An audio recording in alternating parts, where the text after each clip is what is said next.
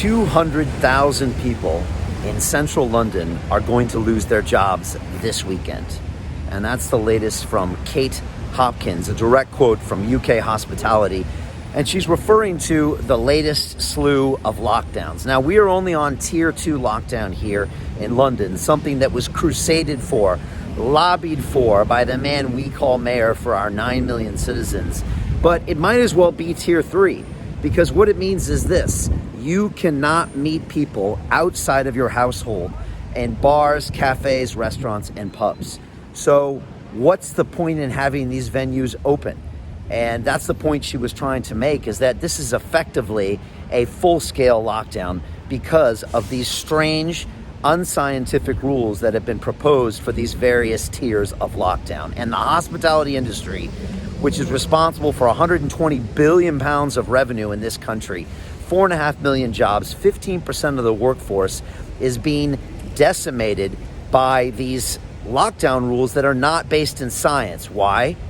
Because Public Health England itself has said that only 3.3% of COVID transmissions is happening in this hospitality sector. It's one of the cleanest places in the entire city. These people spend their days keeping tables clean, your food clean. They've done one-way systems, contactless payments, hand sanitizers. They have worked tirelessly to make these places safe, and yet we are shutting them down and punishing them because our mayor here doesn't seem to care. He has one plan: lock the city down, blame the central government, ask for another massive bailout next year, and by blaming others, he will try to get himself reelected and take us further down into bankruptcy, recession, mental health issues, etc. And I have to call this out.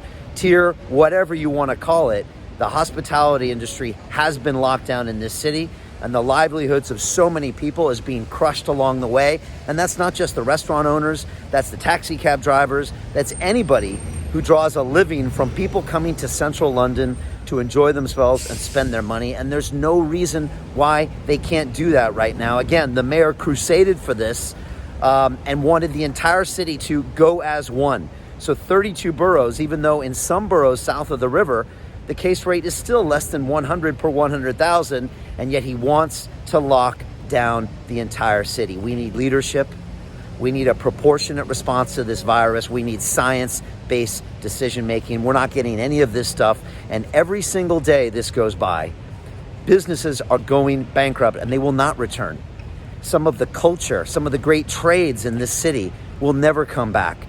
And we are slowly dying because of poor decisions made by our leaders, these career politicians with their vested interests and lobbyists and who knows, strange agendas for their own re-elections.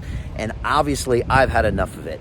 And that's why I have strong policies of get London back to work, put London's health first, put science first, put education first. We have a lost generation of young people because of what's happening right now. If we don't do this now, we are in serious jeopardy of having long-term ramifications, and that's why I will be your next mayor of London. To find out more information, go to brian4mayor.london. You can hear more about my policies, but I'm going to keep talking about this. I'm going to listen to you, because the 9 million people in this city are the ones that I'm responsible for. I need to listen to them, I need to serve them, and they are all telling me in many different channels, Brian, we want to get back to work. We need to see the science. We need to put our health first. We need to work on our education. And that's exactly what I pledge and plan on doing. I'm looking forward to doing it. Please leave your comments below. Please forward this video on to anyone who might care about this. And again, we want to take London in a new direction. And that's what we plan to do with this incredible city, because I want to make London a world-class city once again. Thank you.